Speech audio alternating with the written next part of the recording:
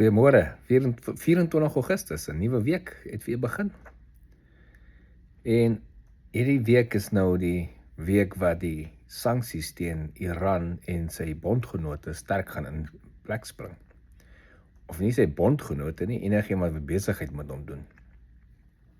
Ek sien oor die naweek het die Iranse leiers, die IRGC, afkondiging gemaak dat enige land wat gaan deelneem aan sanksies teen hulle, is legitimate takens, hulle gaan hulle aanval.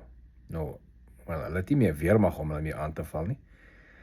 Hulle kan maar net hulle drones en die ballistic missiele wat hulle oor het in daai lande inskiet, en hulle is maar hulle buurlande.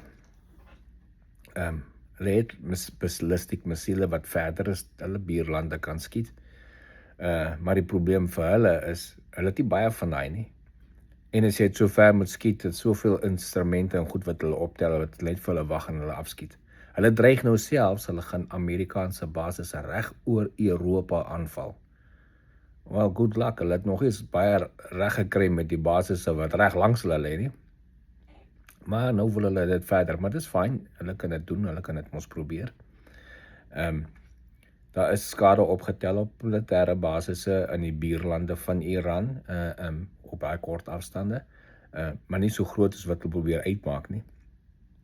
So nou wil hulle probeer verder skuif. Is maar net soos typiese dreigemente van 'n regime wat besig is om te ernstig te sukkel.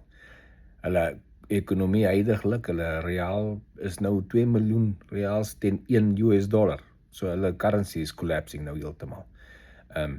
Dit beteken hulle ekonomie is ook besig om gronde te gaan. Die blokkade bly in plek van die Amerikaanse vloot se blokkade. Niemand doen besigheid meer met Iran deur die Strait of Hormuz nie. Niemand kan in en uitkom nie. 57 skepe omtrent al weggeskuif weer, 1 of 2 gedisable. Intussen het Amerika se vloot in die laaste 2 weke 'n groot meer skepe uitgekry uit die Strait of Hormuz, uitgeeskort. Praat hulle van 400% increase van die skepe wat uitgekom het. Nog nie naby die getal wat hulle was voor die oorlog nie. Maar op die oomblik het die IRGC probeer die Strait of Hormuz as leverage te gebruik teen Amerika en teen die Weste. En hulle is besig om hy te verloor ook, want dit gaan al hoe minder en minder nodig wees om die Strait of Hormuz te gebruik. Heiliglik vir die volgende paar maande eskort jy nog skepe daardeur, maar daar is pyplyne wat gelê word aan die ander kant van die see. So dat hulle nie dit nodig het nie. Olieprys het afgekom die laaste dag. Laasweek nou, die olieprys sit nou op $88. Nog steeds ver onder wat dit was. Dit was ons $120 tydens die hoogte van die oorlog gewees, toe daar geen skepe deurgegaan nie. So dit wys jou waar die olieprys vandag sit. Daar kom skepe daardeur. Hulle probeer die IRGC vir almal laat weet, nee, niks, hulle beheer alles in die Strait of Hormuz en niks kom deur nie. So hier is die opdrag wat vandag uitgaan vir die lande wat hulp gaan verleen aan Iran. Sterk sanksies teen hulle. Van Amerika af sterk sanksies, en daar's ander lande wat betrokke gaan raak. Daar's klaar lande, buurlande om Iran, wat lank terug met hulle groot besigheid gedoen het, wat UAE byvoorbeeld, wat hulle tweede grootste besigheid kliënt was.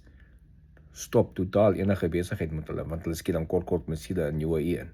So hulle het hulle self gealienate na omgewing, die Iraniërs. Hulle het nie daaraan gedink nie. Hulle het nie mooi gedink toe hulle so begin missiele en drones in die buurlande inskiet en geboue en lughawens so goed net tref enige plek nie. Hulle het nie mooi gedink nie. Maar nou ja, dis maar van 'n terrorisorganisasie, dis wat hulle doen. Nou dreig hulle weer, hulle gaan al die lande aanval. Ja, ons weet, hulle self 47 jaar, deaf to Amerika, deaf to Israel, nou is sommer deaf to almal. Good luck, dis deel van die oorlog. Bring maar wat julle kan, maar die ekonomiese squeeze bly daar. Die militêre magte van Amerika bly in plek. As dit nodig is om te stryk, sal hulle gaan stryk. Maar op die oomblik nie nodig nie, want president Trump spaar daai geld vir dit en hou net 'n squeeze op hulle kele met die ekonomie. Ek voorsien nie iets groot gebeur die weekie. So as ek min oor dit report, is maar nie veel om te sê wat uit die Iran oorlog uitkom nie. Behalwe vir oor en weer gepraat ry. Sien julle later, geniet die dag.